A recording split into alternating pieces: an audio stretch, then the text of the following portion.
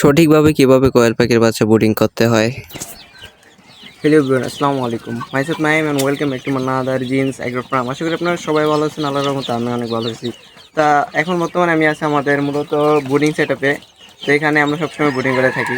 তা আপনাদেরকে জানাবো আজকে কীভাবে মূলত কোয়েল পাখির বাচ্চা ব্রুডিং করতে হয়। অনেকভাবে ব্রুডিং করে, তা এখন আমি আপনাদেরকে বলবো আমি কীভাবে ব্রুডিং করে।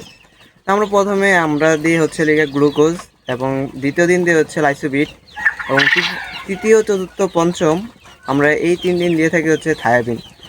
মানে একটা না 3 দিন থায়াবিনে পানি চলবে। থায়াবিনের পানিটা দিলে মানে থায়াবিনটা খাওয়ানোলে কী হয় গল্প পাখি যারা মানে দুর্বল থাকে বা অনেকগুলো বাচ্চা প্রতিবন্ধী হওয়ার সম্ভাবনা থাকে, ওই সম্ভাবনাটা কেটে যায় আর ব্রুডিংয়ে বাচ্চা অনেক কম মারা যায়। এবং ষষ্ঠ দিনে দেবেন আপনারা হচ্ছে মাইক্রোনিট, এবং সপ্তম দিন থেকে আপনারা যে কোনো ভিটামিন ব্যবহার করতে পারেন বা জিঙ্ক দিতে পারেন।